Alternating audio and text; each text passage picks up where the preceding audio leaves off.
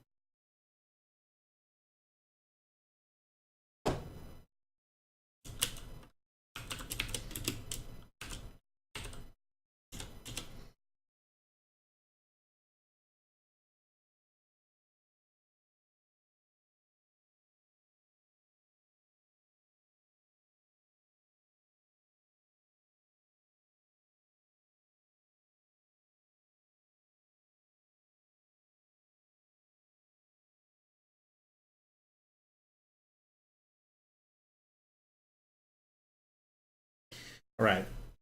I think I'm going to start with some specularity mapping now.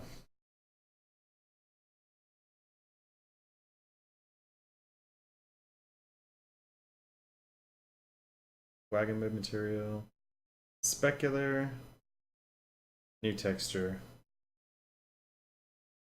to 1024, 1024.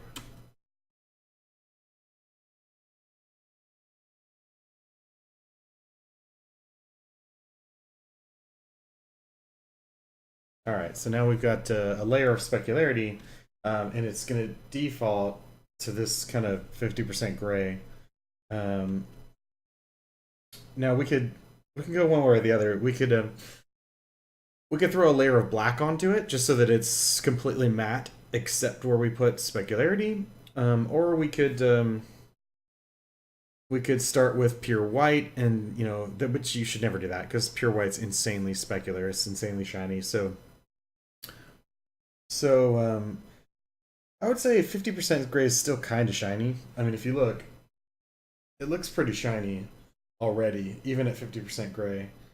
Um, so what we're gonna do is adjust this to maybe like a. Let me sample the gray, and then here's my. So let's just go a little bit darker. Let's go with like not black, but just a darker gray as sort of like the default shiny level. This is still going to be a little bit shiny, just not super shiny. And I'm gonna go ahead and dump this in. I'll switch to my painting, just so I can get my paint bucket back. And then I'm just gonna paint bucket dump that sort of that gray level, the darker gray level, in as the base specular. Um, then I'll hand paint in and out. So, and let me go ahead and while I have that color selected, let me go ahead and create a specular for the other material as well. Let's see. So the other material is going to be. I have to switch back to my 3D, and I have to open up one of these. Go to the material, specular, new texture. Sure, it's 1024 by 1024. And so I'll just go back quick, painting, make sure it's on the paint bucket, bam, dump it in. Now I've got consistent specularity across the whole model. Just then I can paint in and paint out from there. Kind of go up in shininess or down in shininess from that level. But at least I've given myself a kind of a better starting point. Go back to my wagon. Back to E. All right. We should be able to paint on these now. So let me go back to my paintbrush. And then now, again, you've got these different things here. Paint system projection, stuff like that. But here is where you want to start tweaking this. If you want to paint the shiny level, you want to change paint on diffuse and change it to specular. And that's gonna now if I zoom in and start painting specularity, it's gonna break up the specular a lot more interestingly. So let's see. So I'm gonna turn specularity up a bit on the areas where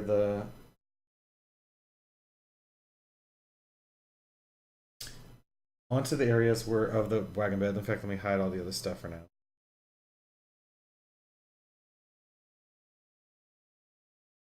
Just hide everything except for the wagon bed so I can isolate. Now you always want to paint with black or white or shades of gray, because if you paint with color, the only thing you should ever paint specularity with color would be metal. And even then, specularity really is kind of an older method.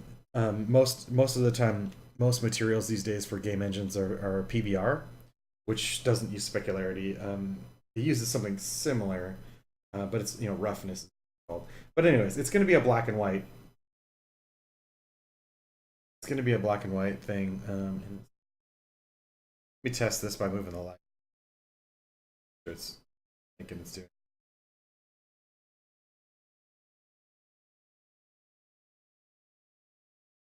I do. Yeah, I just want to check that the specularity is working. Should be.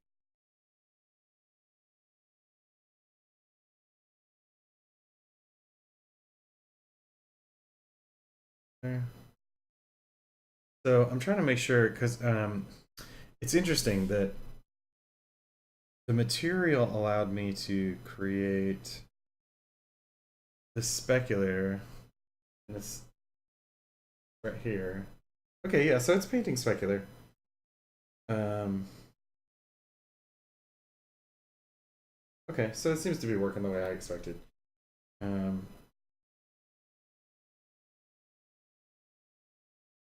uh, so I'm just gonna start painting in.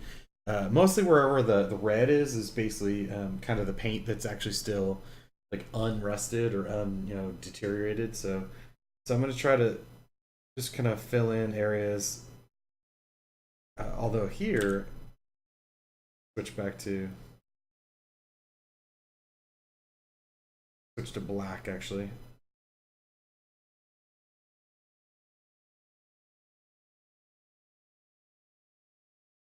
because there's going to be areas where this the specularity's down more, um, because anywhere that's rusted is going to have little bits of specularity missing, because the rusty areas are less shiny. But I'm going to use the brush. I'm going to use a decent sized brush and try to make sure that the specularity has a bit of a grit to it as well, because it's never going to be like perfectly smooth. Well, okay, not never. Like the paint areas might be pretty smooth, but the rust areas are going to have like kind of little kind of speckles of specularity. That sounds terrible. Anyway, but yeah, it's going to be broken up so it won't be a super smooth specular. It's going to be broken up where little bits of grittiness in there.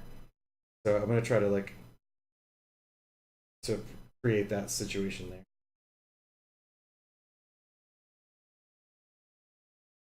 And you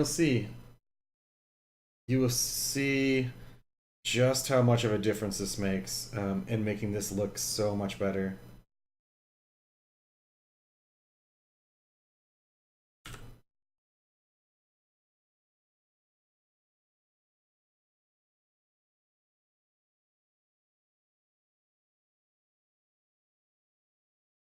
You see, even this gray, even this like kind of gray that I've got going on, painting specular to here, it's still really intense. Like so like going to white, like painting specular, painting it white is just insane. You should really never go that strong with it. And even this, when we put it into Maya, it's kind of hard to see in Photoshop versus Maya. Once we export this back to Maya, it may look totally different, and we may have to make adjustments. And we might have to just take that specular map that we painted. The paint job's probably going to be okay. It's just we might have to adjust the levels on it. If it's like holy crap in Maya, it's insanely shiny versus in Photoshop.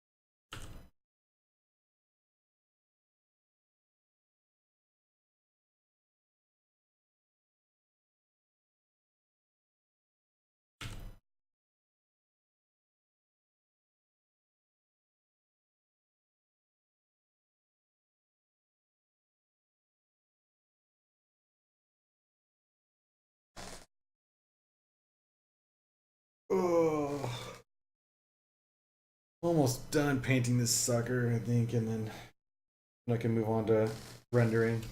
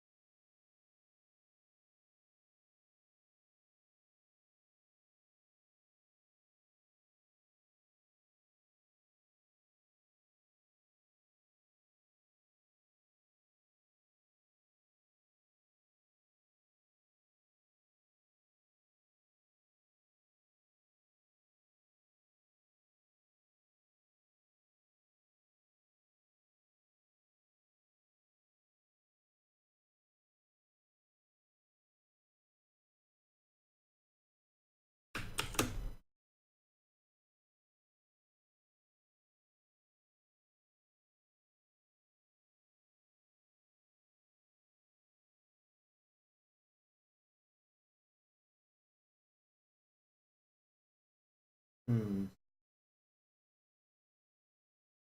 See if I can get this out.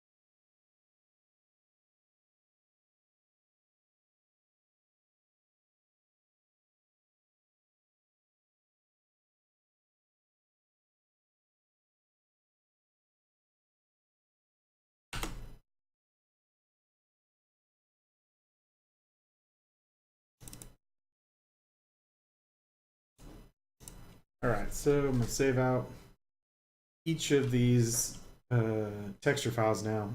I've created a specular and a diffuse texture for each set of texture sheets. So okay, so wagon, bed,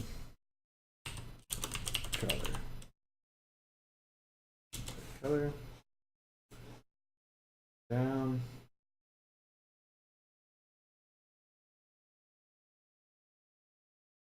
wagon bed color, good.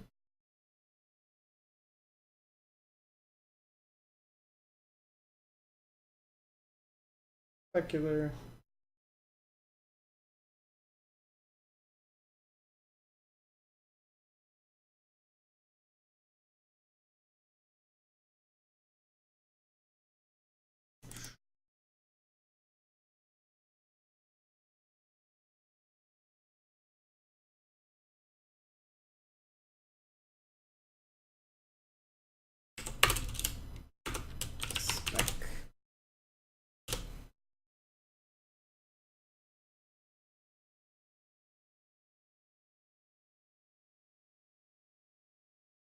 It's one down, and we got to go to the other material.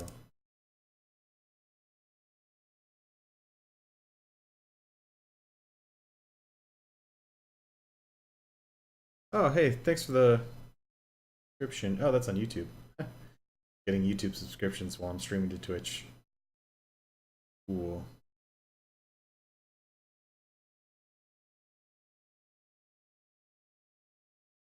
Save as.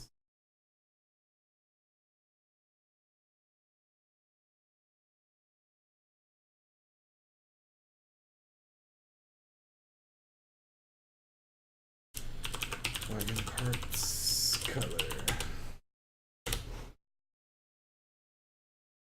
And last but not least,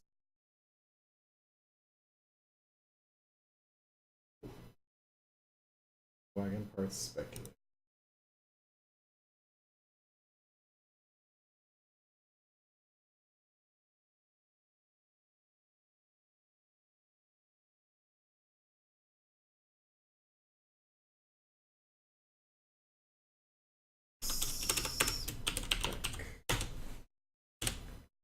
Cool.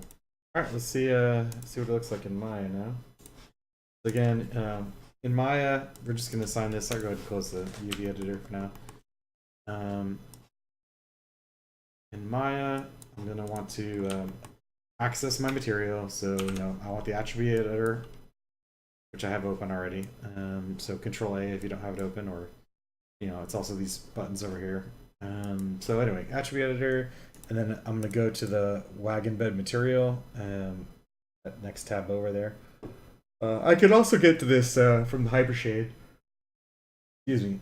Windows, rendering editors, Hypershade. and I could get to that from here. So here's the wagon bed material.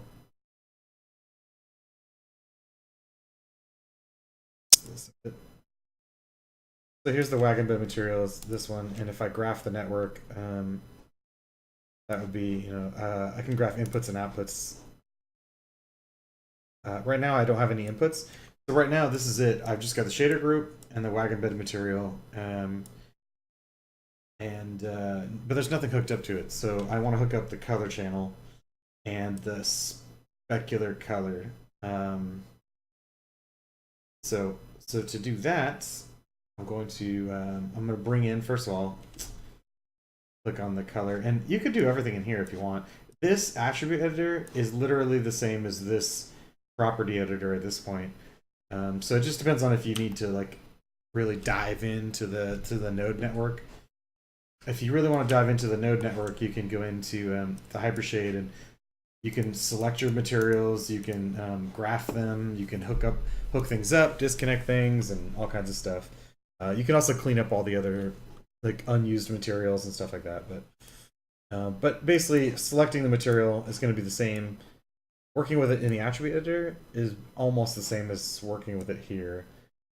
So just so you know. But and you know, I've shown you the other ways in the past. So hooking up the color channel in the Hypershade would just be like, I could just drag off of this. Actually, no, I want to create a file node. So, actually, the easiest way to do it is just click here, click there, and then click File. And now that I've done that, you see there's now this new node attached to the color. And then here in this file node, you know, again, I can click here and do make sure I'm in the right project.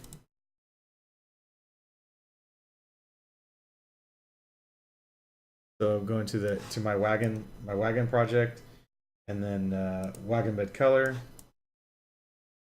and then open, and there we go. So and then of course if it doesn't show up, make sure to hit the 6 key on your keyboard, because you know 5 key is shaded, 6 key is shaded with textures, 7 key is lighting, but we'll get to lighting later. But the 6 key will turn on the materials with textures, and that is also this little button right here in the viewport buttons. So so now I just got to do that for all the other textures, right? So whatever this material is, it's my wagon parts material, and if I graph that network, that's it right here. So color, I want to hook up file node, and the file node is going to be wagon parts color, and there we go. Now we have a fully textured, fully colored wagon model in the scene. We just haven't hooked up the specularity, because now if you look, if you move the camera, that's the best way to tell what the specularity is doing. Is if you rotate the camera, if the highlight is totally like unbroken, it's very shiny all the way across, then you know that there's no specular map. So this is part of the Hypershade. It was just undocked. Get there. Oh.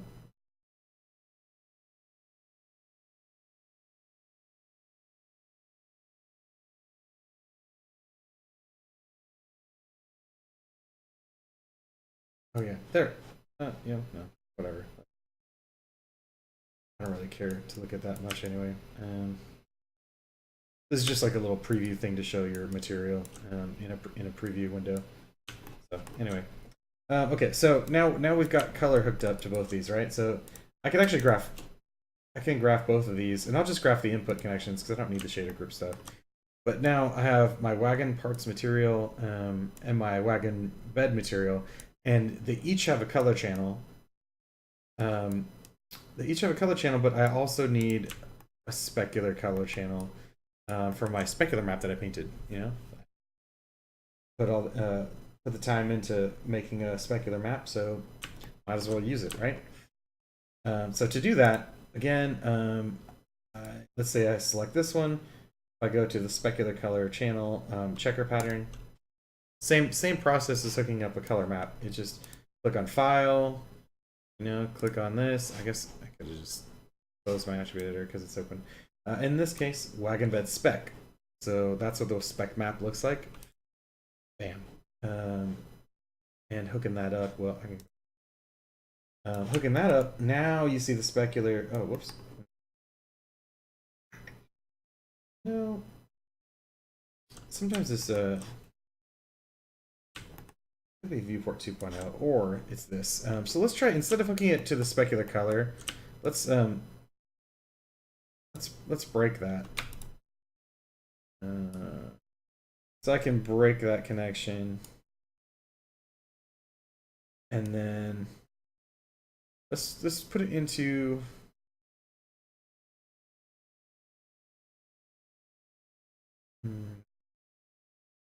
the color. Should be specular color. Did I?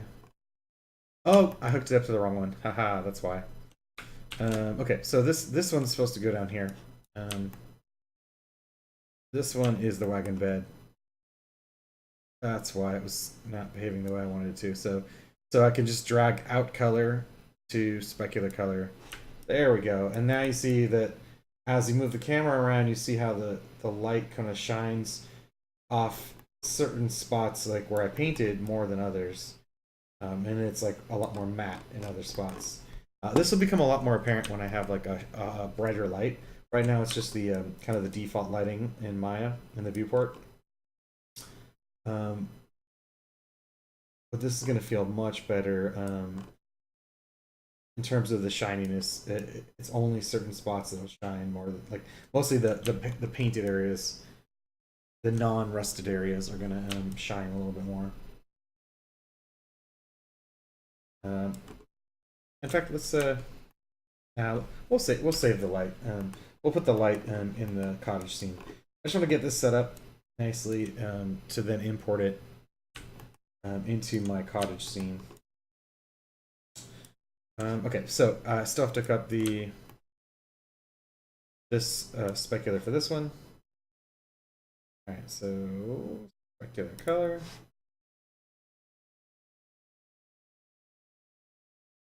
Okay.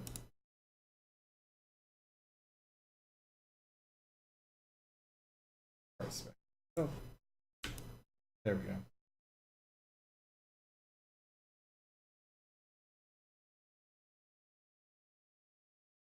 Cool. That should do it.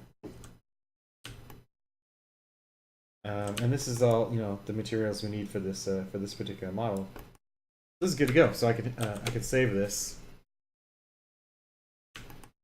and then I can export this, or rather import it if I want, to my cottage scene.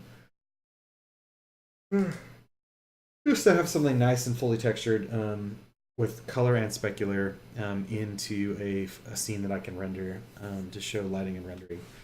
So let's do that. We'll go ahead and close this. I've saved this Maya file. All the textures are already saved in this folder. I created a wagon folder to contain all that. So go ahead and cottage scene.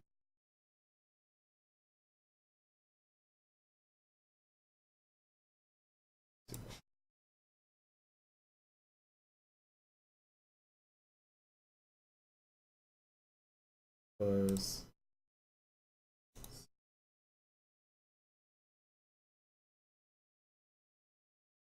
Let me just move everything actually. This. Everything into that folder.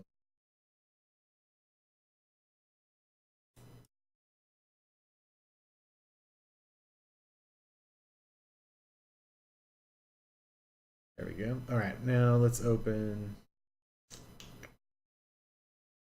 this one.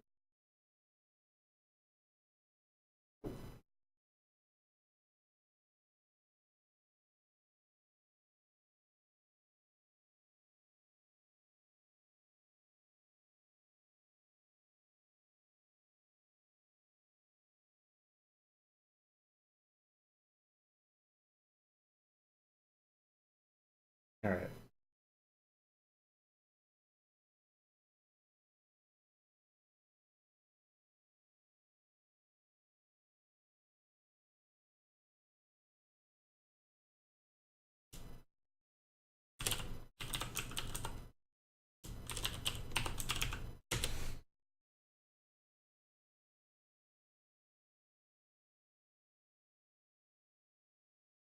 I'm going to close this and reopen it real quick because I've been shifting things around.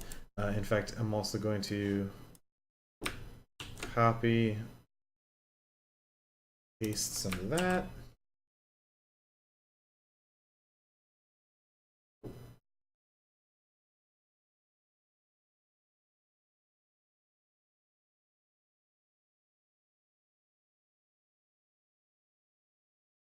All right.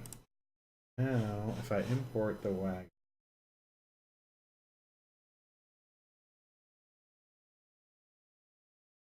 and of course, scale is an issue, but that's okay. Let's just group everything for now.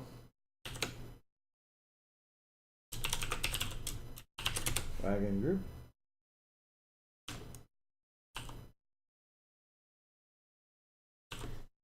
Place this in our scene somewhere.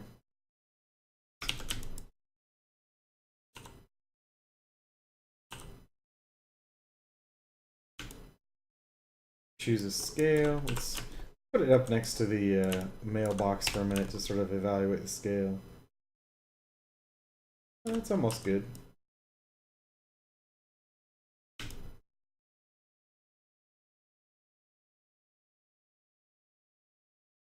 Yeah, feels pretty good. All right.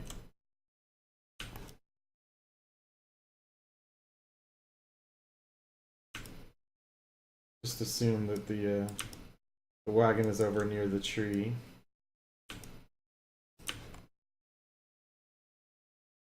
Still want to make some more stuff for this scene. I'd still like to make some shrubberies and stuff. But there we go. We've got oh, and so I've already set up some lighting in this scene, but let's just go back through it. Let me just go ahead and delete it for now and start over. Just so this is the scene without lighting, and of course there's no textures or materials on the house at the moment. I'll still have to paint that. I'll try to do that at some point just for fun. I've kind of been having fun with this project, and I may try to go back in and paint everything and make my own little scene out of this and post it up somewhere. But anyways, so let's talk about putting some lights in here. So again, putting lights in here, we're talking about like create lights, directional light, and directional light is it's basically like your sunlight, and it doesn't matter how big this is, how or small it is. This icon. This particular light does not matter where you put the light, where you put the icon.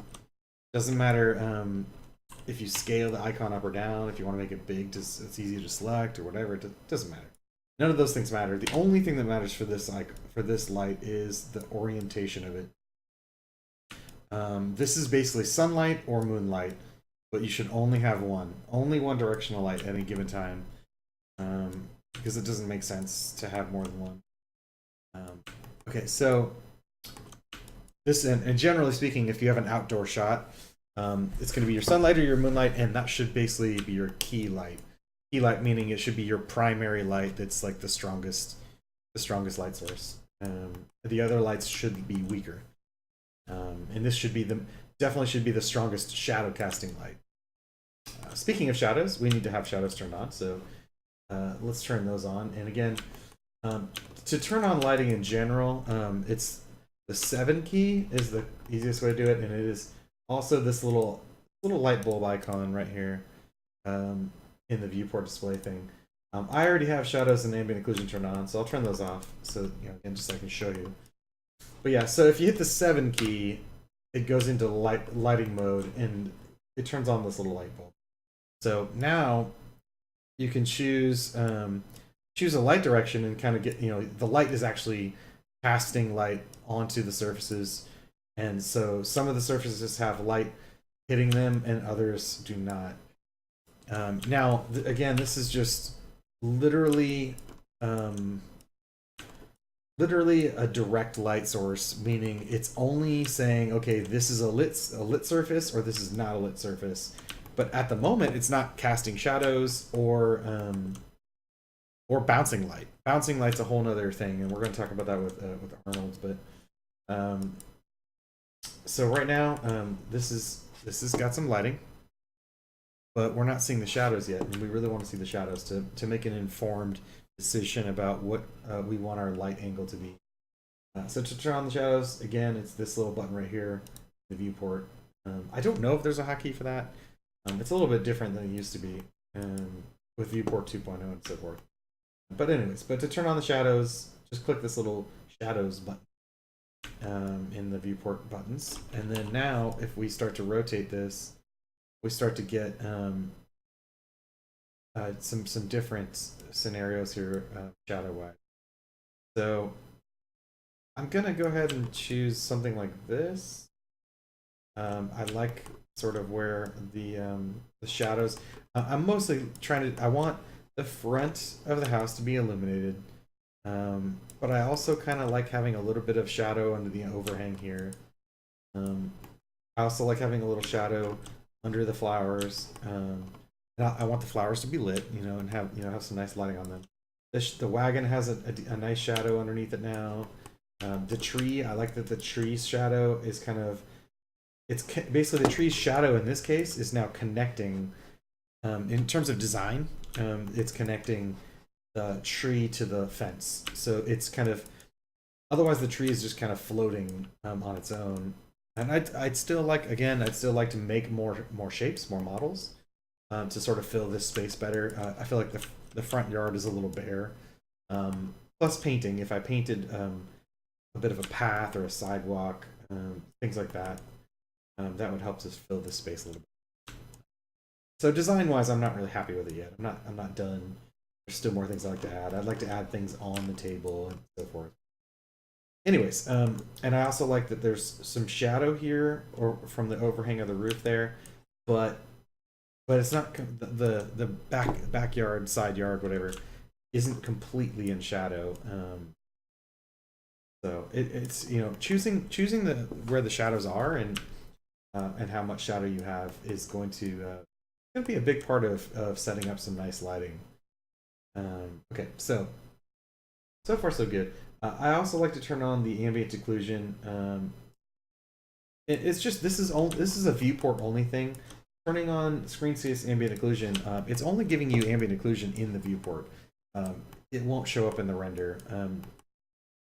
But when we actually do a render, the lighting is going to bounce and calculate, and it'll give you ambient occlusion just based on the real world physics of the lighting engine. So we don't need to worry about it. But I do like to see it. I like to see ambient occlusion in the viewport. It just kind of makes the viewport a little bit more visually appealing, and you get nice little contact shadows where the wheels are touching, and just the little subtle shadows you need where surfaces are touching. So anyways, and there's settings to tweak the ambient occlusion to kind of adjust it, but since we plan on doing renders anyway, I'm not going to waste time making the viewport especially pretty, because the render is gonna solve a lot of those problems anyway. So, okay, so we've got lighting, we got shadows, we got ambient occlusion. Now we just gotta start doing some test renders and sort of set up some lighting for the environment. So let's just throw it out there and start a render real quick. So again, to start a render, I'm just up on the top of the right above the shelves here, and there's these buttons here. All these buttons here are relevant to rendering, and this one right here starts a render, and of course it started to render on my other monitor. So there we go, and it rendered pretty quickly because I don't have a lot in the scene, and I've only got literally 2 texture sheets, and I haven't really set up a lot of crazy lighting yet. Now you'll notice that my materials are pretty shiny on my other stuff. Like my house materials are really shiny because I haven't done any specular mapping for that. Again, the wagon has been painted in both the color channel and the specular channel. So that's why this looks kind of matte. This looks a lot more matte, whereas everything else looks shiny. Now I can do, there's a couple fast tweaks I can do. I do want a little bit of shine on some of these surfaces, but not nearly so much. So to do that, I'm just going to edit the material. So I'm going to go into my attribute editor and select the house model material first. And I'm just going to tweak some of the things like specular roll-off. I'm going to just pull down the specular roll-off. And then reflectivity, I'm going to turn that way down. Because almost every surface in 3D, or in real life, I mean, almost every surface is somewhat reflective, just generally not super reflective. And again, if we were really making stuff for a game engine, then we'd be using PBR materials. Pretty much every game in like the past 5 to 10 years has been using PBR materials. But you know, for whatever reason, that was just not what I was asked to teach or talk about. So, and PBR materials do work in Maya. In fact, Arnold uses PBR materials. So if you use the Arnold shaders, those would be PBR, and those aren't too hard to work with. But to mimic like, or to get like a little bit more matte material, you can take the blend, because you don't want to go full matte. Full matte would just be, you know, you could just throw a Lambert on it at that point. And Lambert would be totally matte with no shine whatsoever. But that's not realistic either. And in real life, there's no such thing as like a perfectly matte material. So anyways, so we're gonna just turn down the reflectivity and turn down the specular roll off a little bit. Specular color you could kind of fiddle with a little bit too if you want to just adjust it, but adjust these properties here. Eccentricity is another thing you could fiddle with. If I turn up the specular roll off for a second, so you can see eccentricity is basically like how spread out the highlight is. So if you wanted it to be like more sort of like rubber or like some sort of plastics, I guess plastic's a little shinier. Rubber is a little, it's basically the glossy level. So how glossy is it? Is it like a mirror reflection where the highlight's super sharp? That's like a that would be like almost like a mirrored reflection. But in that case, you'd want the reflectivity turned up. But anyways, yeah. So those are things you can kind of fiddle with. So I'm going to turn up the eccentricity a bit. That kind of spreads the highlight out, and then I'm also going to turn down the specular roll off, turn down specular color, and then just do another test render and see how it feels.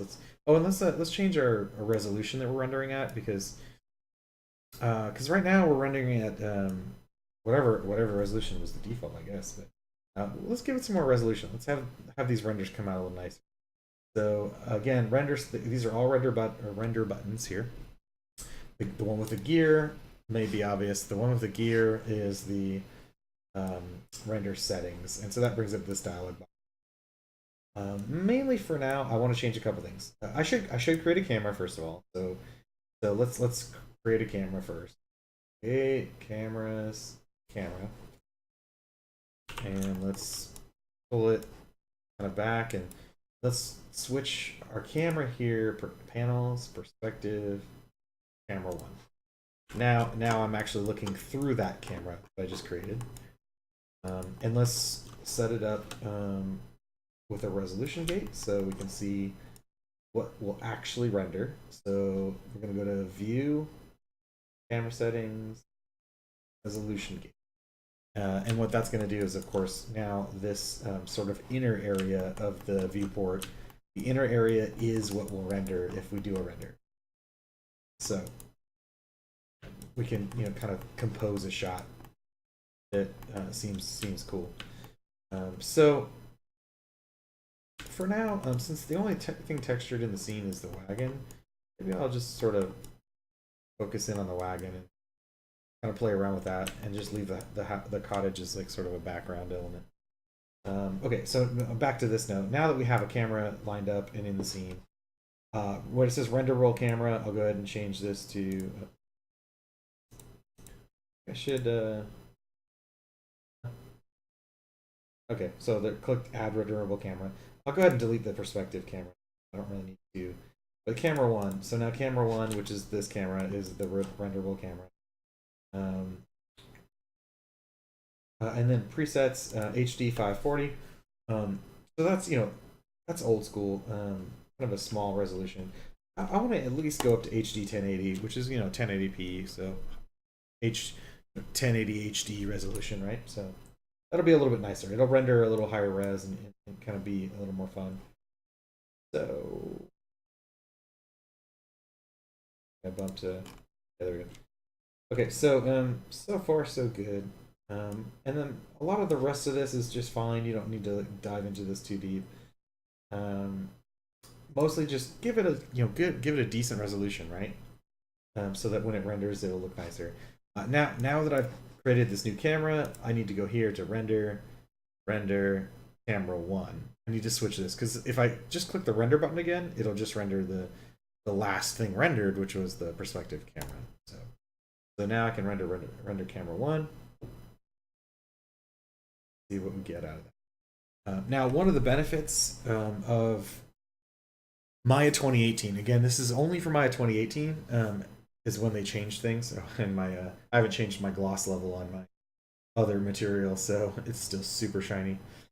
So, anyways, one of the benefits of Maya 2018 right now is that Maya 2018 has the Arnold renderer as the default renderer. Like if you pull this drop down menu, I believe it should default to Arnold now for 2018. But so now we've got Arnold render is pretty awesome. The default Maya software and Maya hardware, they're super old and they're really not very good. They don't really have hardly any of the benefits of the Arnold render. Or there's a couple others that are plugins you can turn on. See, I've got Turtle. I've got this Turtle here and some other things. Some of these may be turned on, some may not. Those are turned on in the plugin manager. And we've already gone in there to turn on the OBJ export and stuff like that. So some of the plugins in the plugin manager are actually different renderers that you can play with. But like I said, Arnold's now the default for 2018, and it's pretty good. Unfortunately, you only can do still images. You can't do animations, animation sequences. You have to buy a license for that. It's kind of frustrating, but yeah. But for still images, you can render some pretty nice things out of the Arnold render. And again, it's a PBR. It's also a lighting engine in the sense that it will do physics calculations for bouncing light and for reflections and all that sort of stuff. So let me show you what I mean by that and what you can do to sort of adjust that. So this is a decent start for this render. I've only got the one light so far. I've only got the one directional light. There's other lights that we can put in. And maybe I'll do a couple things. For now, I'm just going to show a basic, decent setup with one directional light and maybe an environment light, which we'll get to in a minute. Actually, no. Let's just start with that. Oh, let me go change my material first because that shininess on the tree is killing me. So let me go ahead and select that. Go to my props material. Turn down the specular. Turn up the eccentricity. Off. Let's try rendering again. Now you may notice as I render, it may my frame rate on my streaming may drop because doing renders is going to eat up your CPU real fast, and it can take a while, especially if you turn up the resolution. The renders can take a while. The more stuff you put in your scene, the cooler you have. The cooler the models. The more the poly count, the more the texture resolutions and textures. Basically, the more you put into your scene, the longer it could take to render. And it could take literally, even if you have a good machine, it could still take potentially hours, if not days, if you like really make a crazy scene. In theory, since you're all trying to be video game artists, if you're trying to be a video game artist, you should never have a scene that's that crazy to render. Because you should have lower poly counts. You should have more efficient textures and things like that. So you shouldn't have a problem. If you were a feature film person, sometimes you can get like crazy poly counts and like really intense scenes. Sometimes those can take quite a while. So, anyways, um, so we're looking pretty good though. It's still a little bit. It's a little bit dark now. If I'm doing a daylit scene, I'm gonna want definitely more light. Um, but let's talk about getting. Right now, all we have is the sunlight. But in reality, if we're doing an outdoor scene, we're gonna want to. Let me go ahead and close this for now. And come back to it later. And just kind of shrink this out of the way.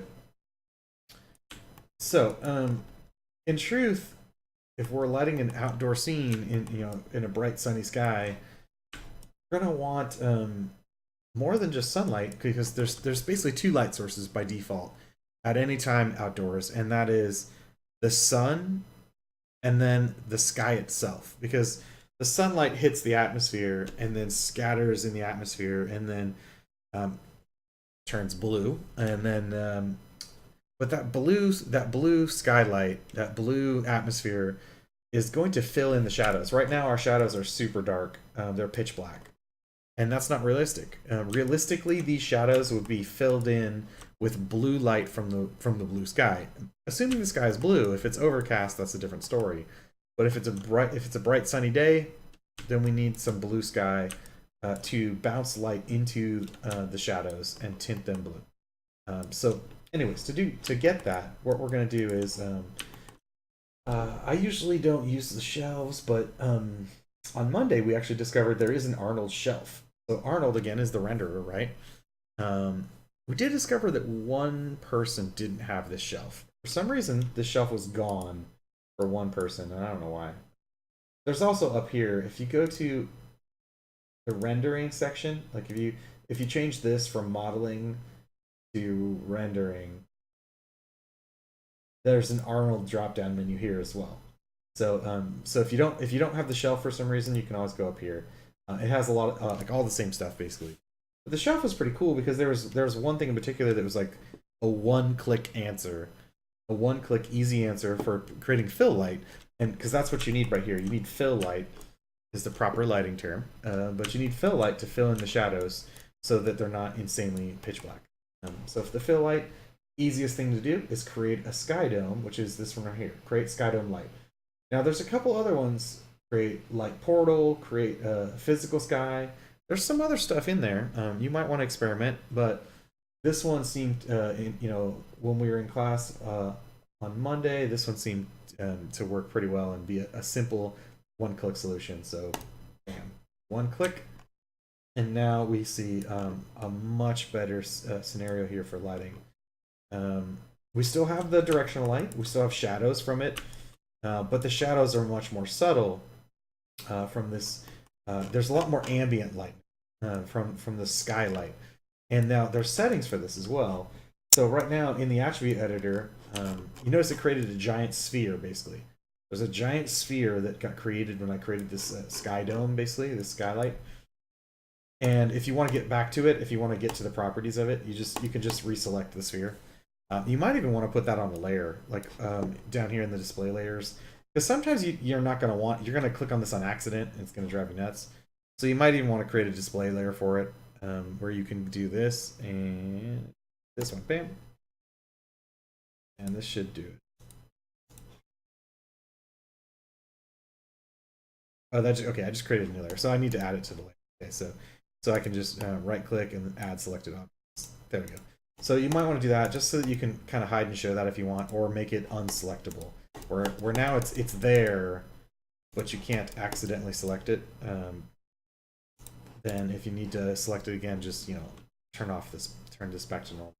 Anyway, so that's just going to be a little easier for you if you continue working in this scene quite a bit. But now, right now it's white. It's still going to look pretty cool if we render right now. If we render, it's still going to look pretty cool, and it's going to give you that nice fill light you want. The only thing that there's only a couple things we want to tweak on it to make it better, but you can see already one-click answer. It's already way better lighting-wise. The lighting is so much more realistic in the sense that We've got little subtle shadows where they need to be. Um, we've got fill light, but the shadows aren't pitch black. So this is already a huge improvement. And it was like literally one click to get this solution. So that being said, I mentioned earlier that the fill light in this case, being an outdoor sunny day, the fill light should actually be blue, not white. White is the default; it's just kind of a neutral thing, but it should be blue. In reality, it should be the sky, right? We should actually put an image of sky in there, which I'll get to. I'll do that in a minute. But for now, let's just say the quick, easy answer is to tint this somewhat blue. Now, how blue depends on what you really want artistically. But this could give me some pretty decent results. The other thing we need to do also though is so we're going to tint that blue, and that's going to give me some blue shadows. It's also going to kind of mix with the sunlight, and so it's tinting the stuff that was sunlit as well. Now the thing is, we kind of want to change things around a little bit. First of all, the skylight in reality, the bounce light from the sky is not nearly so bright. Um, Also, our directional light, our sunlight, we want to select that because we need this to be a little bit brighter because this should be a stronger light than the skylight. So I can turn that up, and then also the sunlight isn't white either. Sunlight is going to be closer to yellow. Depends on time of day. Time of day can change the color temperature of the sun. Um, but sometime around afternoon, it's going to probably be something like this. Um, and we also want it to contrast. We also want it to contrast with the blue shadows. I mean, that is accurate to reality because, again, the shadows are blue in sunlight, bright sunny days. Shadows should be tinted blue. But it's also a nice contrast. The yellow and the blue sort of are complementary colors. So they're going to kind of going to make things a little bit more vibrant and interesting. Um, we may also have to troubleshoot and see. Oh, and here's another tip. If you're tweaking lighting and you want to see how the lighting is coming, if it's how it's coming along, if you're making good progress on it, um, one thing you could do is this. Okay, so let me just do another render real quick up close now that I zoomed in the camera a little bit. And then what I'm going to do is there's this button here that says keep image. So what I'm going to do is let the render finish, and then I'm going to click this keep image button. And what it's going to allow me to do is kind of scrub back and forth. I can swap back and forth um, between this current image and then the one I just rendered before. So I'll click this keep image, and then what I'll do is I'll make a change, and in this case I'm going to crank up I'm just going to crank up the directional light and just see if that feels better, and then I'll do another render. And so again, because I clicked on keep image, now I've got this little scroll bar down at the bottom of my render viewport, and yeah, that looks way better. I can tell already. But you can that way if you're making subtle changes, you're really trying to hone in, like focus down, and like make sure that the lighting's exactly how you like it. It's really nice to do this where you can again click the keep image button, and then now I have this where here's what it was before, here's what it is now, and you could just swipe back and forth and sort of make a more informed decision. Is this better? Did the change I just made, um, did it change it in a way that I like, or do I like it better before? So this is really really useful when troubleshooting or in tweaking stuff to try to make it perfect. So that's really good, and definitely I like the kind of brighter, more contrasty sunlight. So that feels better. Um, yeah. Okay. So now to really kind of make this nicer, first of all, I don't need the background. I can have the background to actually be there, which is the blue, right? So the skylight, this blue skylight, I can have that render or have it not render. And to keep it from rendering, here in the attribute editor for this thing, here we got this visibility flyout here. So this visibility flyout, the camera, if I hit that to 0, um, turning the camera to 0 instead of 1 is going to mean that it will render.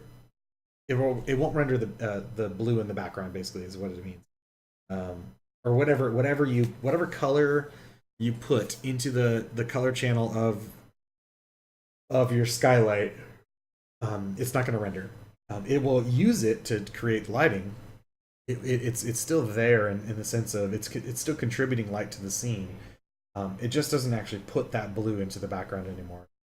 And that should also give me an alpha channel too. So now I also have an alpha channel that I can play with if I want to. Because again, for presentation purposes, if you want, you could always render and then save this out as a file type that has transparency. Because by default, when you render, it's going to render an alpha channel. So if this is the house, that's the alpha channel for the house. That's the transparency. So basically anything that's black is transparent. So you could basically import this, or you could render out an image that has an alpha channel transparency that you could then take into Photoshop and then layer it, for presentation purposes, you could layer it onto any background you want behind it. That's kind of, anyways, and I'm looking at the alpha channel right here, RGB and then alpha channel. You wanted to sort of check that out and verify. So if you click on alpha channel and it's all white, that means that it's you're filling the screen with either a background or model. Something is basically making it so that there is no transparency. So there's troubleshooting you need to do if you want transparency. Okay. So again, the camera, changing this to 0 is how you get that to go away. That way you can put whatever you want. And it won't be that blinding blue.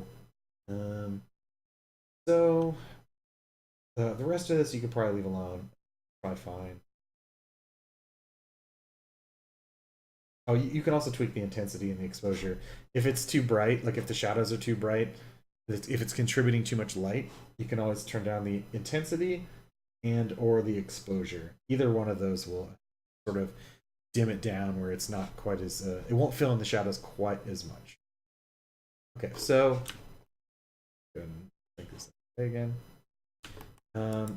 Okay, what now? So this is a decent start. This is actually pretty decent lighting as it is.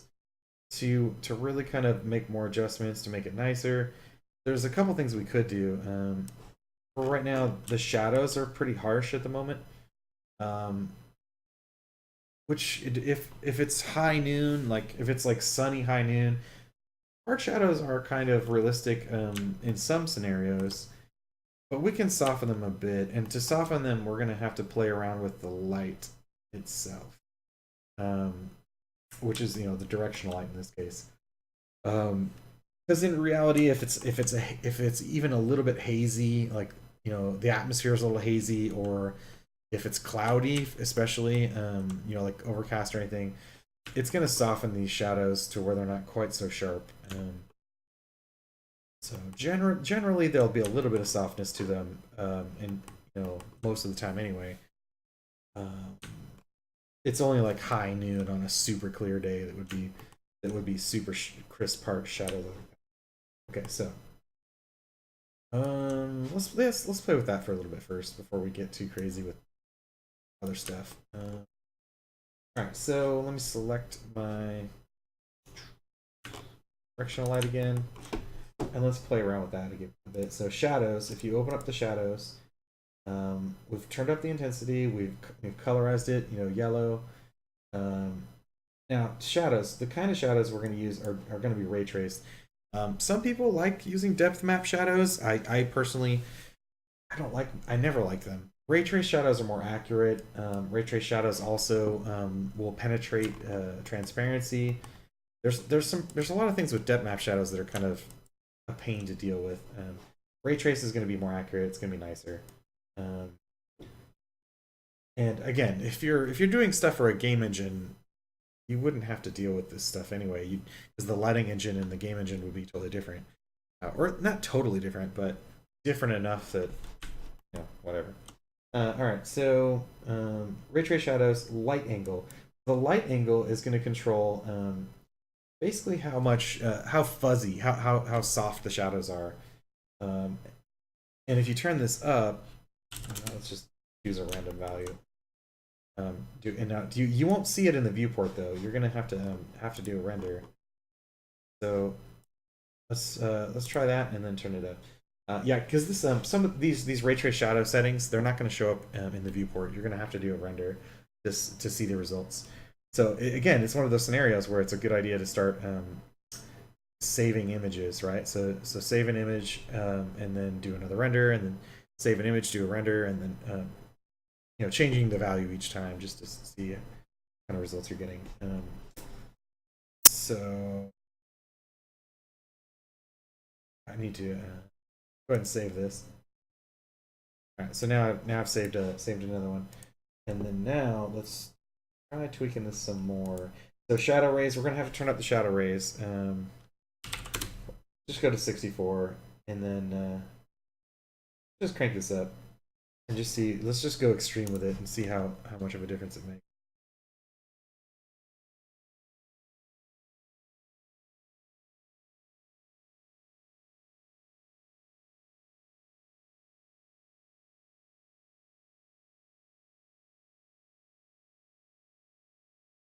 Now it should be softening.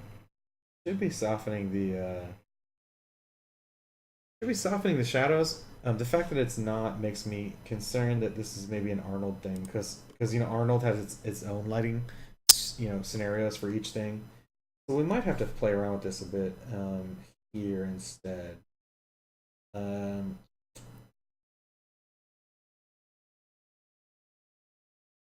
so might have to fiddle around a bit. Okay, here we go. So we've got exposure angle. Um,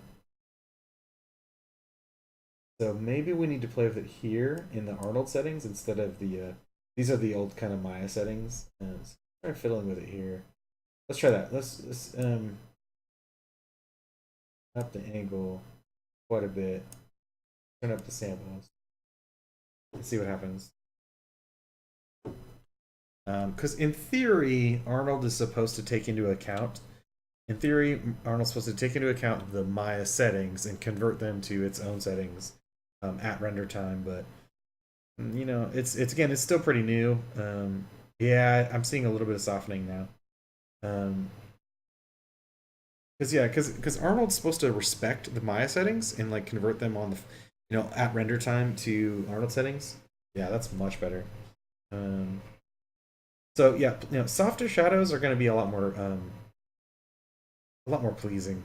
Um, I can hear my CPU water cooler kicking on. Yeah, doing renders is definitely going to start to eat up your CPU.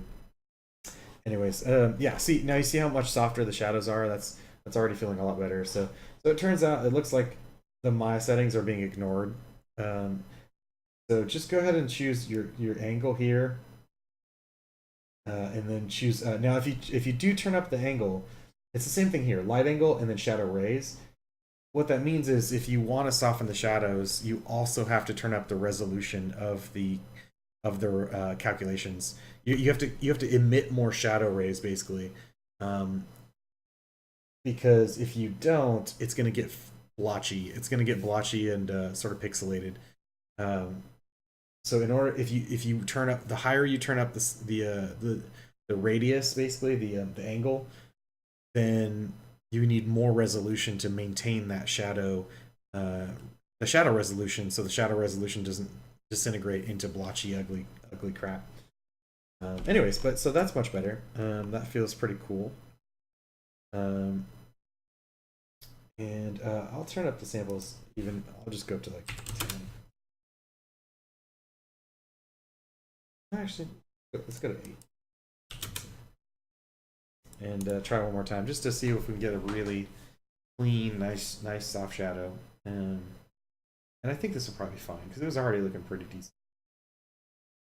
And again, as soon as I hit render, you may start to hear my CPU sort of crank up a notch.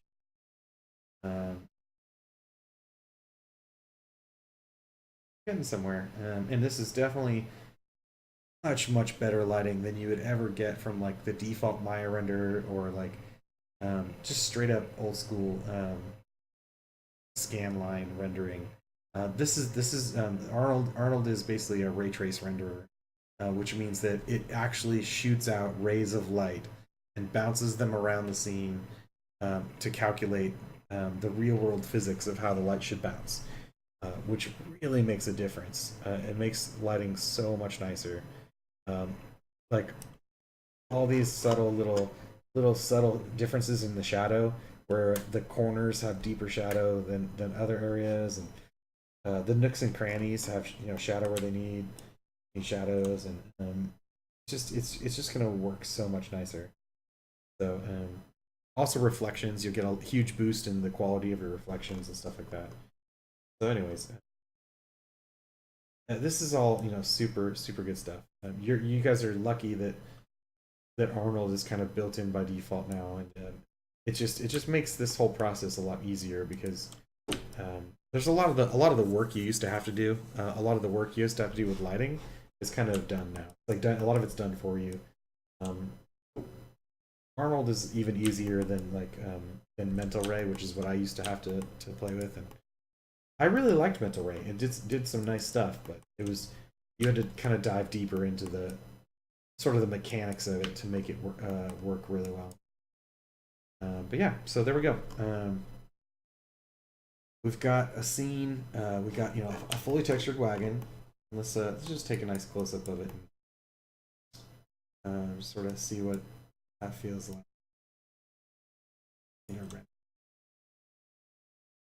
So we got a fully textured wagon that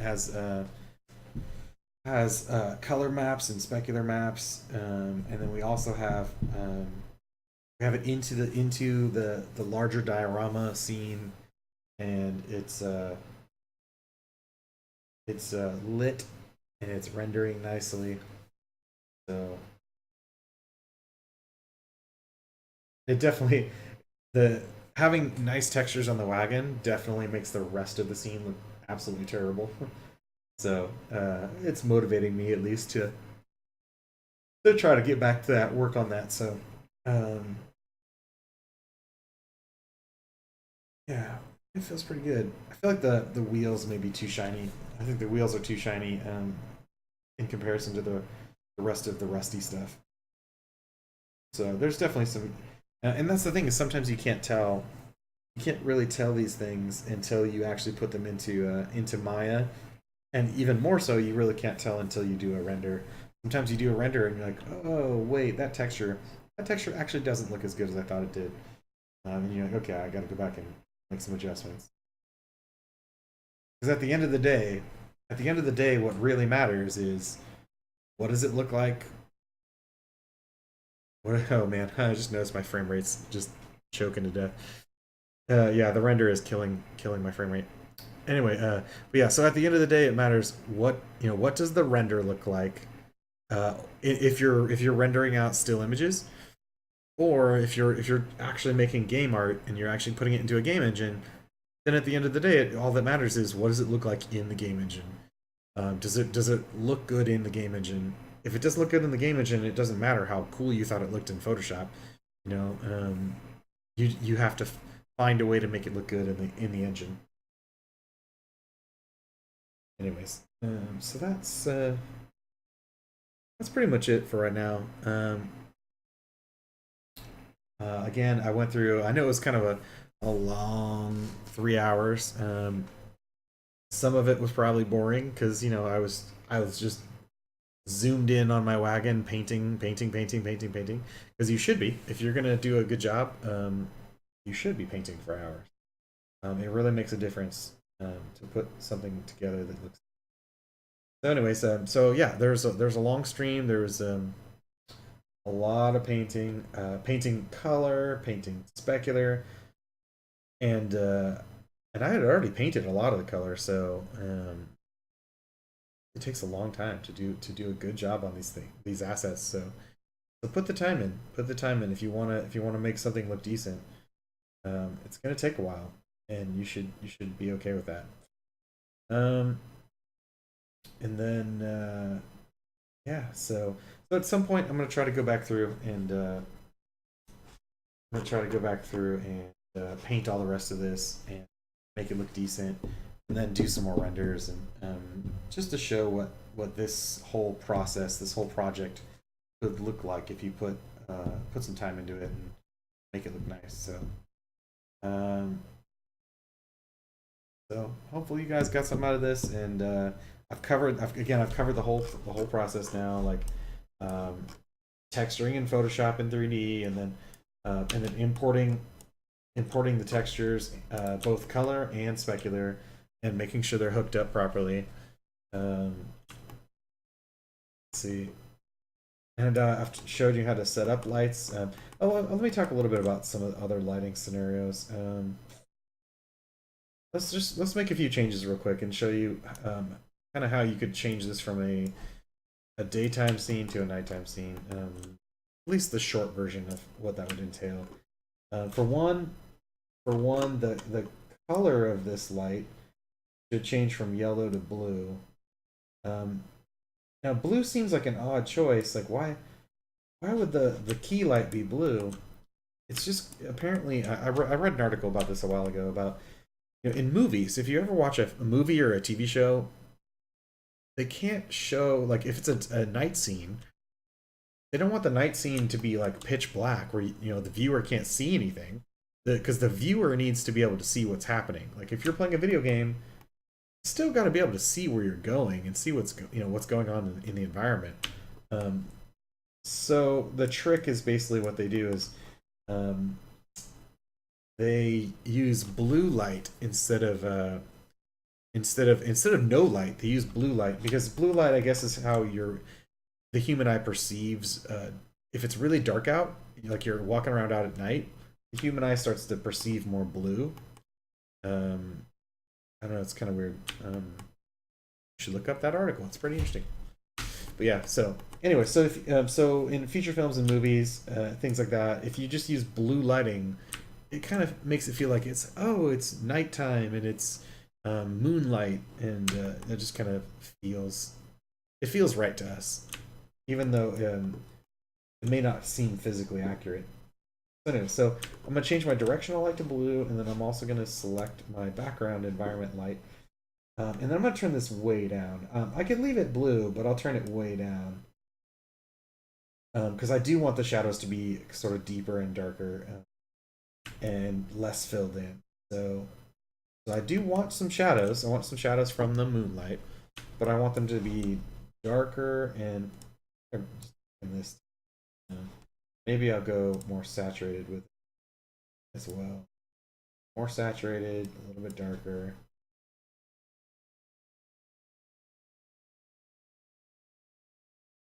And let's just see how that feels. Do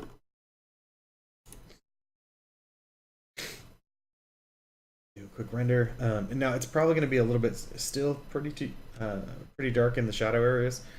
And again, I have options. I can probably the best thing to do though is to put some lights, because that's half the reason to do a night scene is to put lights into it. Like, okay, street lights or put light coming out of the windows. Now, to put light coming out of the windows, in reality, the best thing to do is to use like emissive materials, and to put emissive materials into the windows and stuff. I think if I do that, I may demonstrate that on a different stream. It's been past 3 hours and I'm kind of burning out a little bit, and I need to take a break and stretch and get some food and all that. Anyways, but yeah, so emissive materials, maybe I'll get into that later. but you want to paint the windows as an emissive, basically a glowing thing that will emit light into the scene. But we can kind of fake it for now using that feels pretty good for nighttime. But again, to really make it feel better, we want some warm light, some nice warm light coming out of the windows. I feel like this is kind of leaning towards. Make sure this doesn't get too shift too far to green. Directional light with the directional light. So make sure it's not shifting towards green. That feels weird. That feels a little better. Just at least in the viewport, it feels like it looks better. Okay, anyway, so this would be like as if it was just the moonlight, right? But if we wanted to add light sources, like in the windows, for instance, there's a few ways we could do it. We could put some area lights in some of these windows. We could just do some point lights.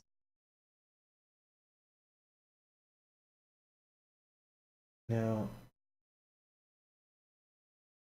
what I should do is paint in an emissive map. But just to make things a little faster, let's just do create lights.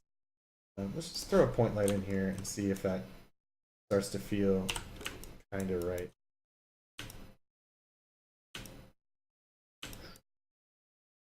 So let's just put a point light here, and then let's change it to make it much more warm. So again, interior lighting, especially old school interior lighting. First of all, interior lighting is going to be it's going to be very orange and warm. Now, we're talking about old school incandescent light bulbs. With LED lights and all kinds of new fancy lighting that we have these days, you never know. Color temperature could be anywhere. But we still, as sort of entertainment viewers, we're kind of used to the idea that interior lighting is orange, so it kind of doesn't hurt to go with that. It just feels right. Now, here's the other thing about lighting.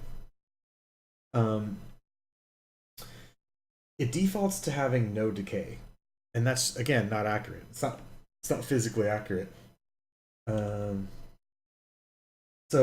we're gonna go with either linear or quadratic. When you turn on the decay, though, what that means is the light falls off. Like it doesn't travel forever.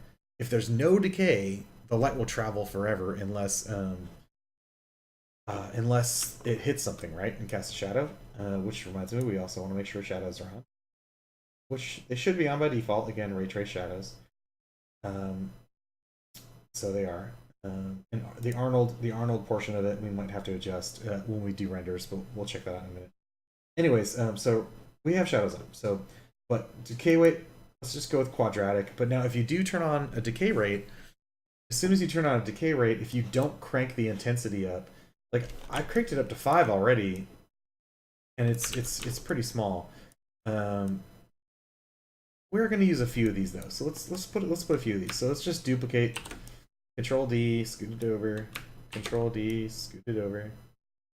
Control D, scoot it over. And this actually might be enough. And we get some nice, interesting shadows now, but from the flowers.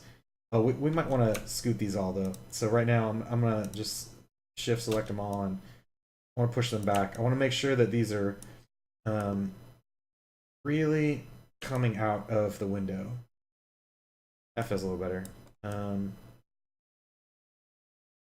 So again, we want to make sure that they all have the decay rate on. They all have ray trace shadows on.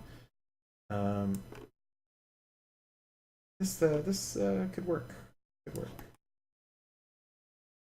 So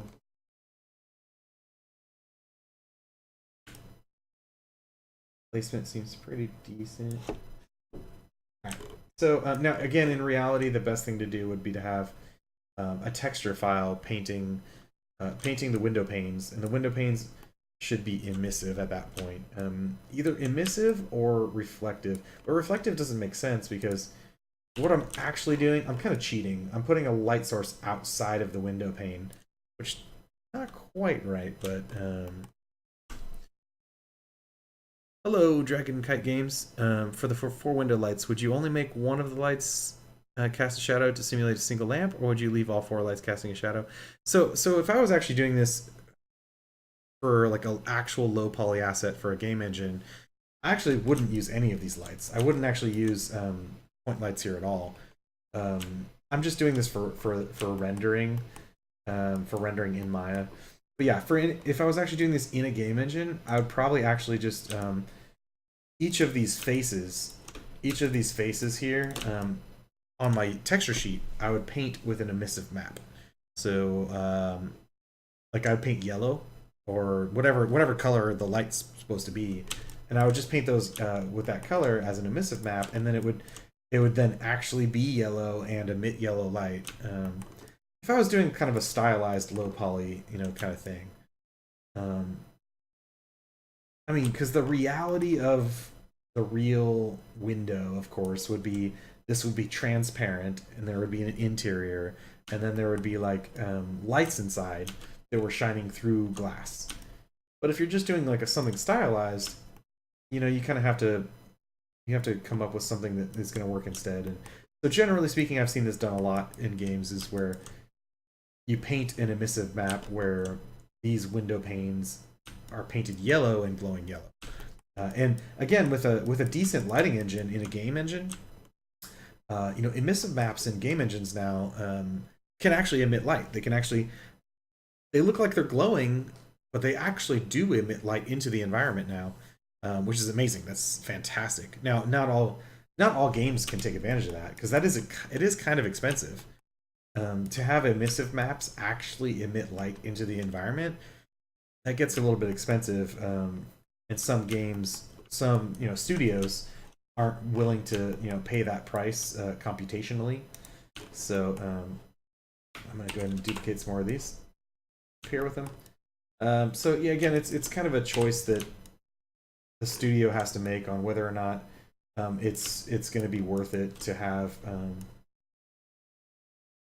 emissive maps actually contribute to the lighting of the environment. And if you're baking your lighting, then we hit our limit. We hit our limit on the number of point lights we can use. So so the viewport display has a limit on how many lights you can display in real time. So if you look at the if you look at it, like, you see how this light it looks like it's not on. It's because viewports have it's kind of a graphics card / software limitation, where it's like there's only a certain number of lights that will display at any one time in real time. Now, if I render, now check this out. If I render, you'll see that light actually will be there. It will be there, and it will be lit. It's only the number of lights that can render in real time that has a limitation. These might be a little too bright. We'll see. Yeah. So anyways, if you keep adding lights, you can keep adding more and more and more lights. You just won't get the benefit of being able to preview it in the viewport unless you have unless you change those settings. You didn't know that about the viewports, the viewport limitation? Yeah. You can change it. You can change those settings, and I'll show you. You see how it's like rendering? So it looks like it's turned off. It's like, oh wait, what the hell? Where's my light? It's not working. But it'll render. It'll render. It just won't be there in the viewport unless you change it. I'll go ahead and cancel this render because it's gonna like kill my frame rate and whatever. So anyways, it can't. The GPU, basically, the GPU just can't handle a bazillion lights turned on in real time. But you can change it a little bit, especially if you have decent hardware.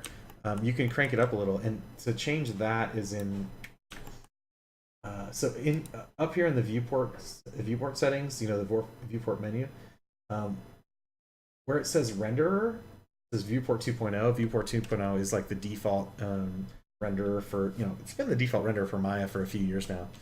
But if you open up the settings for that, the little checkbox settings, you've got all the viewport 2.0 settings, and there's a lot of cool settings. This is where I was talking about earlier about I was talking about the ambient occlusion settings.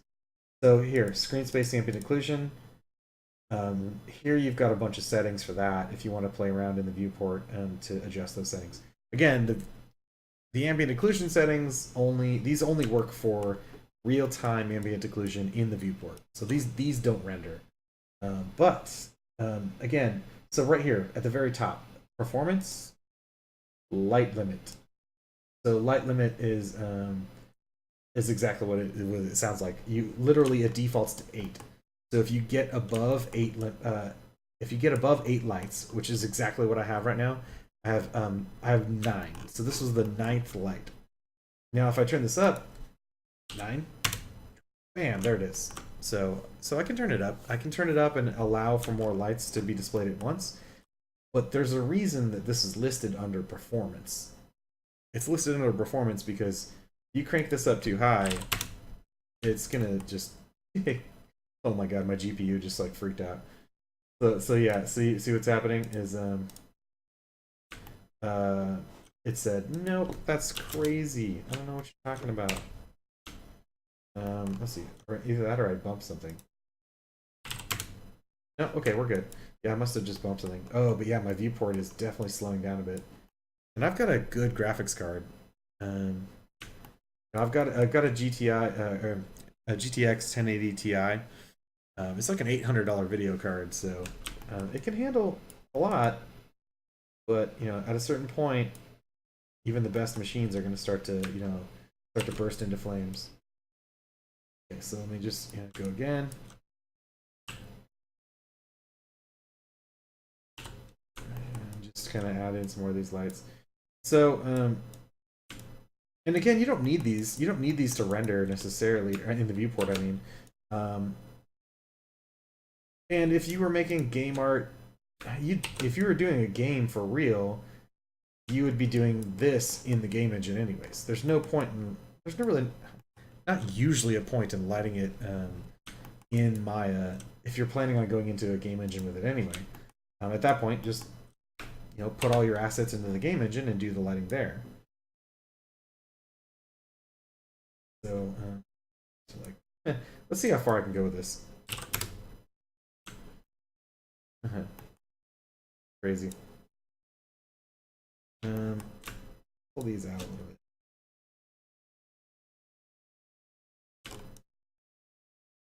So again, this is just kind of a quick and dirty way of doing this. The better way to do it is to paint emissive maps, and maybe I'll do that at some point. Maybe I'll do that on a different stream. It's like Crisis on Ultra Test. Yeah, yeah. I'll tell you what. Some of the best ways to test a graphics card are let a beginner play with Maya. Like, here, you've never touched Maya in your life. Here, put 1,000 spheres into Maya, and see what happens. And that'll definitely stress test your graphics card. So there's some of that. Okay, so again, this is like a decent rendering of a nighttime scene. This is what you could do if you wanted it to feel like a nighttime scene.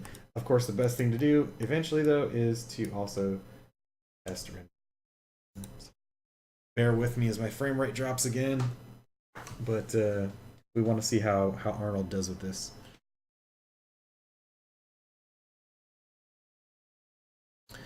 But yeah, so we're rendering with Arnold. Just trying to see how just trying to get some nice little renders out of this for presentation purposes.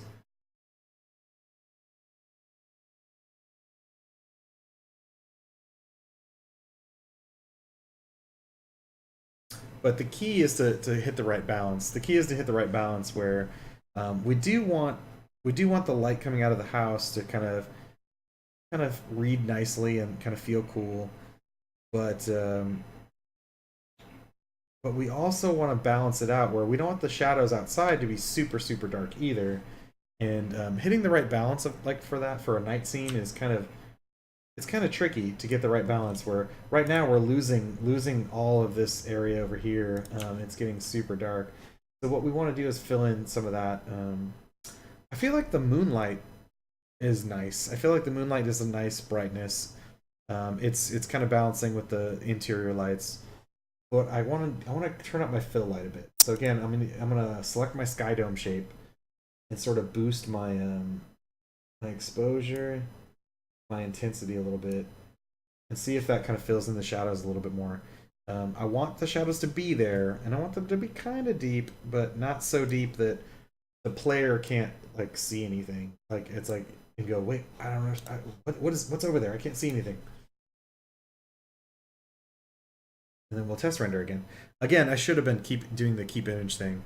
Um, Using this keep image button is definitely really good for if you make a subtle change, if you're just trying to nudge the lighting or the shadows and you're just trying to tweak it a little bit to try to balance it, the best thing to do is click keep image and then do another render and then keep image and do another render. And that way you can just kind of slide back and forth and see if you've made a good an improvement or not, or if you like the change.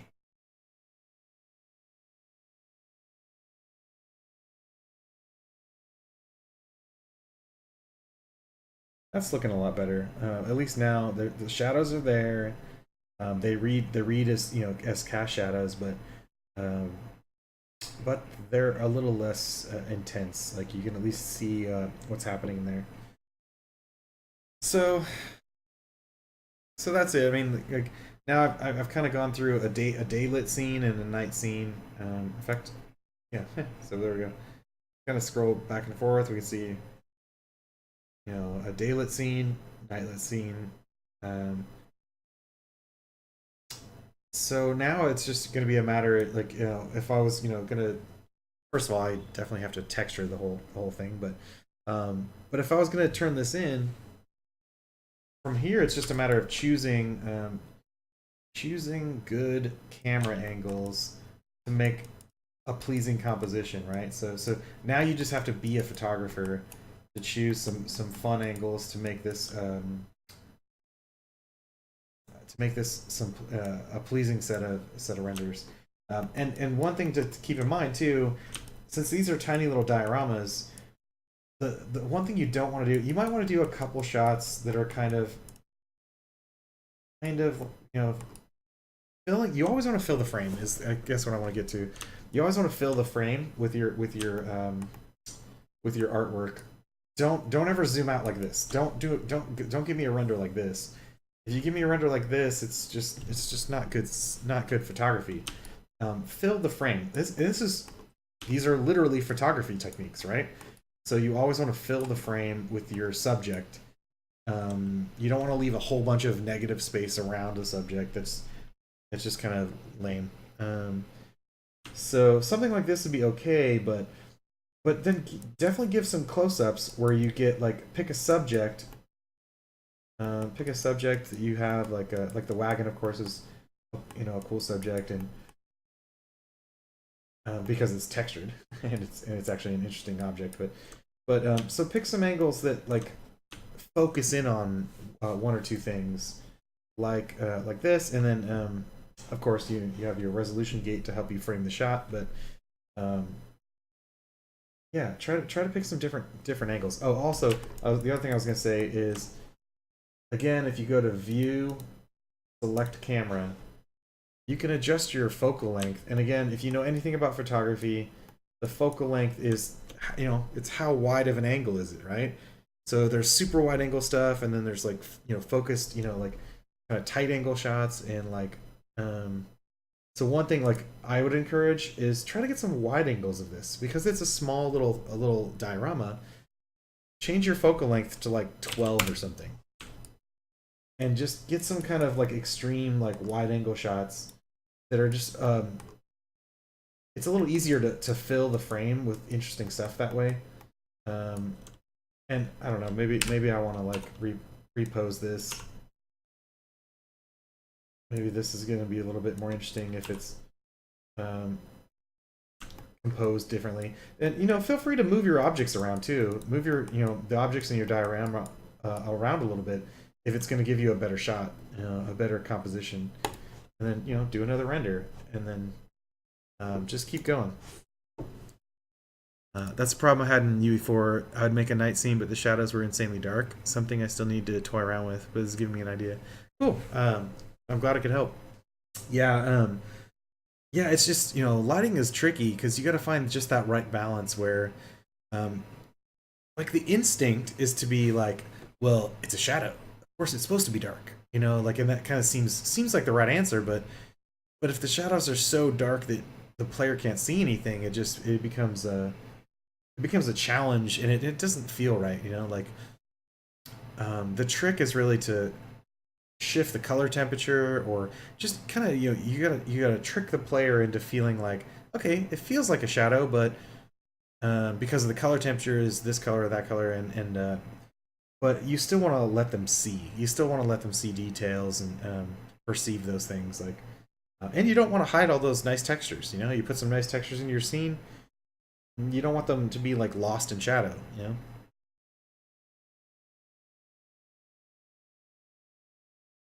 There's always exceptions, of course, to any of those things, though. Like, in the case of a horror game, or um, something like something that's very like thrill, horror, scary kind of thing.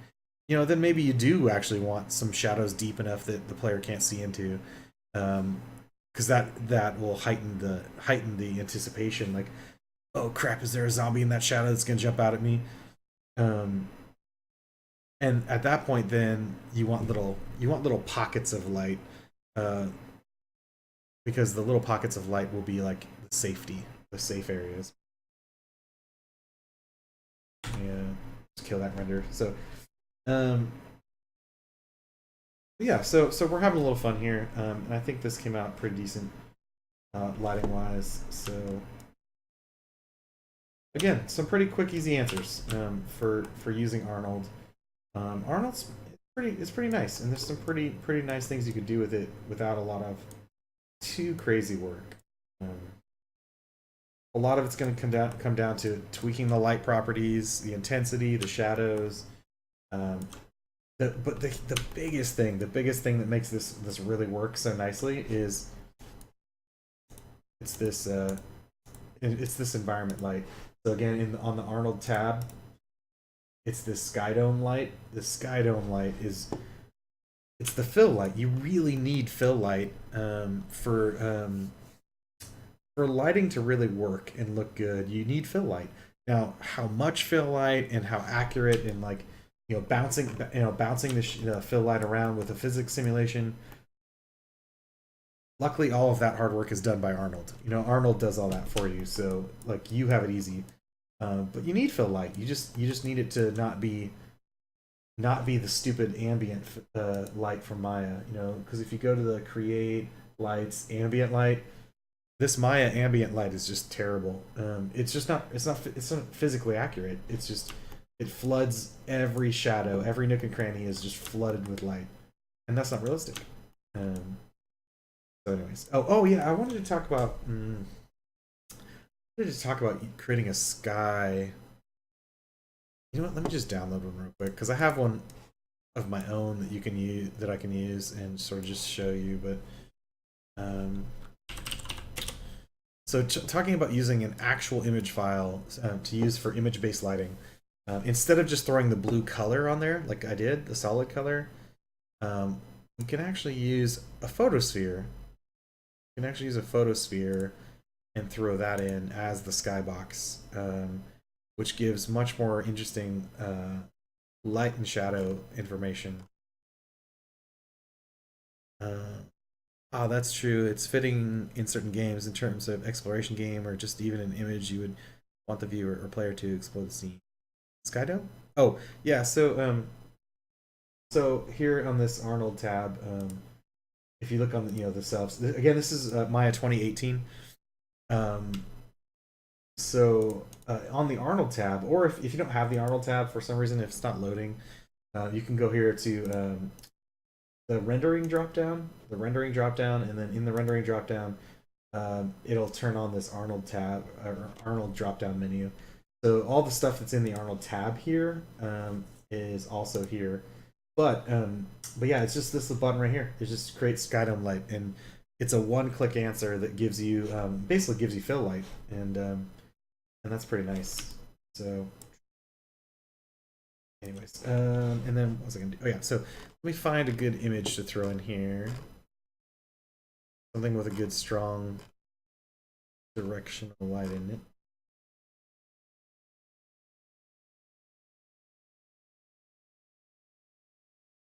Okay.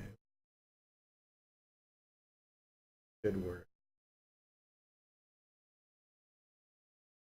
Okay, so I'm gonna go ahead and download this image that I took a long time ago and use it to hook up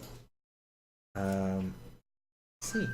So I get into my folder and go ahead and load it. So to load it up, what I'm gonna do is I'm gonna select the Skydome and in the attribute editor for the Skydome, what I'm gonna do instead of using this color that I've got right here, I'm gonna load a texture file instead of the color, and that will. So if I click on that checker pattern and then click on File, and I go here and I load.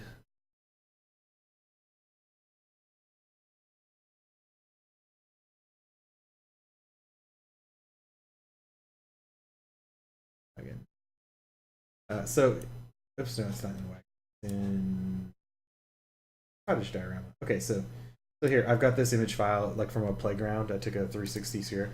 So again, I just used my Android phone to do one of those 360 spheres. You know, like that you can do like iPhones, Androids, they can all do it. But I took a 360 sphere and put it in here, and I'm going to use that to map onto the Skydome, and it works. It should work just fine.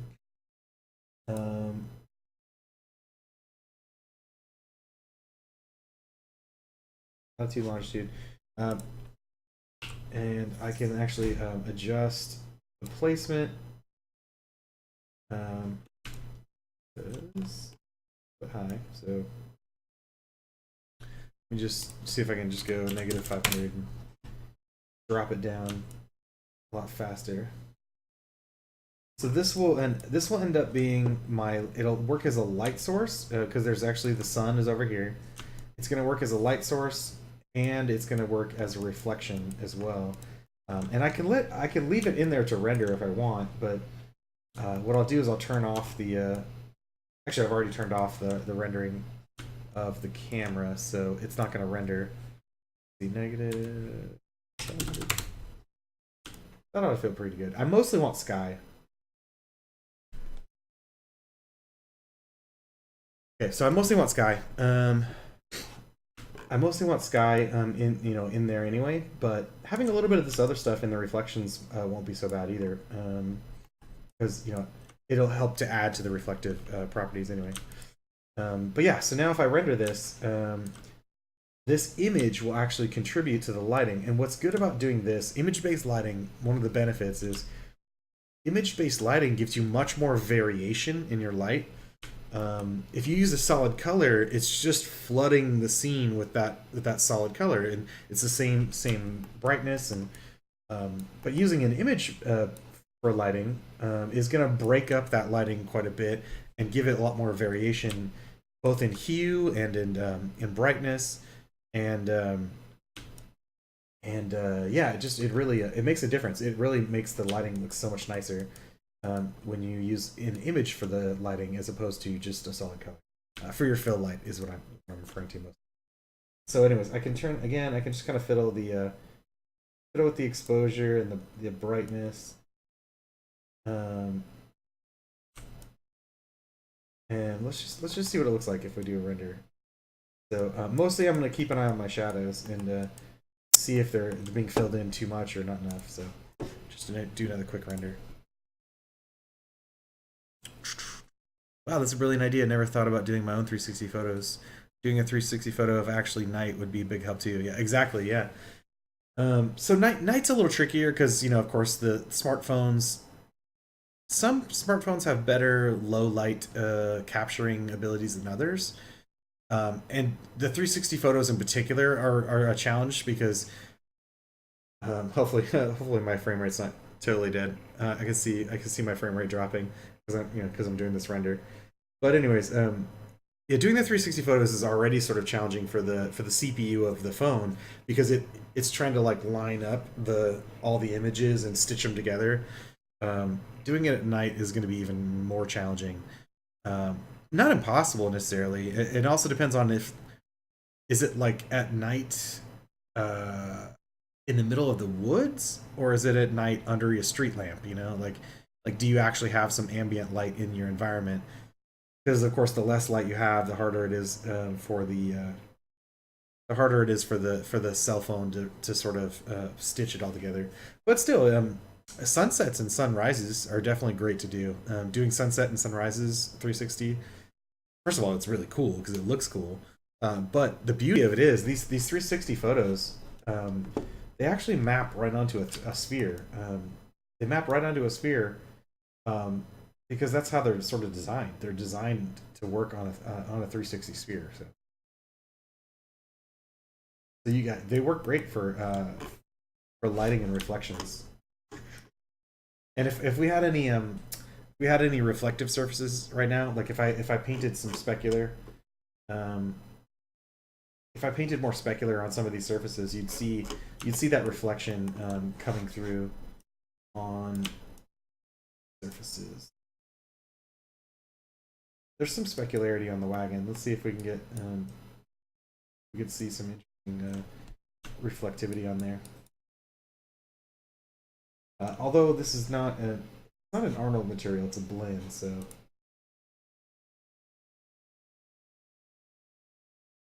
got the reflectivity at 0.5 though, so it should you might get a hint of it. Let's see what happens if we render this up close.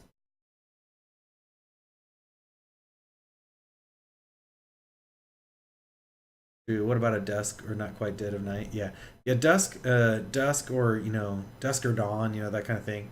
Uh, that works out pretty well. It is harder, for the cell phone to calculate. Basically, the less light you have, the harder it's going to be on the cell phone to stitch it together and figure it out. But sometimes that doesn't really matter much, especially if you're using it for lighting and reflections.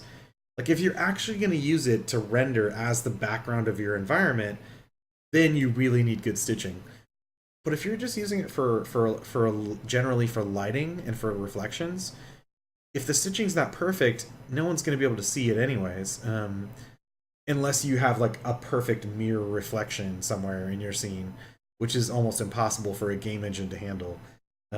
Game engines just can't. They can do reflections, but only like blurry kind of, not perfect mirror reflections.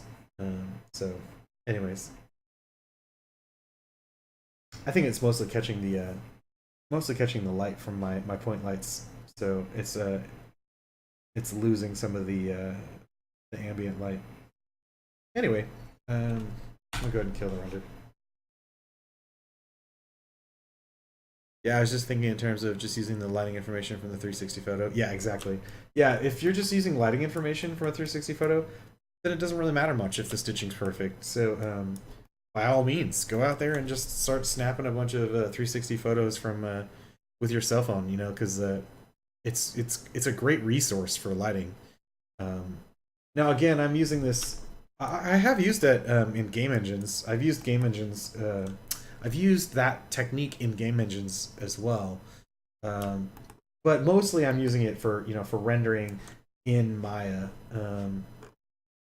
and that gives me these results. But then again, sometimes you might pre-render some of the lighting on certain objects. Sometimes you might do that in a game engine. Depends on if you want dynamic lighting in your game or not. Some games don't use dynamic lighting because it's expensive. So. Oh, hey, I finally caught one of your streams again. Hey, Inferno Hawk, thanks for joining us. Yeah, I was actually starting to starting to wind down. I know, I was like just starting to wind down. I was like, I put some time into this. Um, I'm at what? I'm at 3 hours and 43 minutes stream time. So, um, Yeah, I might come back later because I still have to do my mermaid. I'm doing the mermaid thing, um, so I may come back later and do some mermaid drawings or ZBrushing. Um, but this stream was more about trying to give my students some help with setting up lighting and rendering, and also specular mapping. Dang, I see my timing's impeccable as always. Then, yep, it's all good. Um, it's all good. But yeah, my brain is starting to shut down. I'm like, and plus I got to recharge my headphones and. But yeah, but I'll probably be back though. Hopefully, you guys will join me if I come back in a couple hours or so to I'll probably live stream some mermaid stuff, ZBrush or sketching or both, maybe both.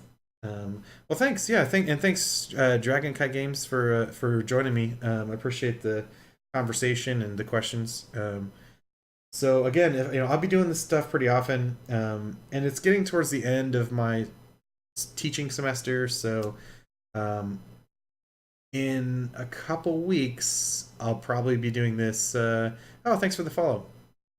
Yeah, I'll probably be streaming even more in a couple weeks when I basically have a month off, so I'll be streaming probably nonstop, doing this stuff. So cool.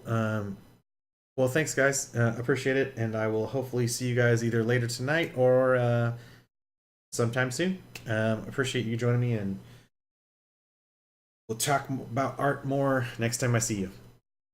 Thanks, guys. Bye.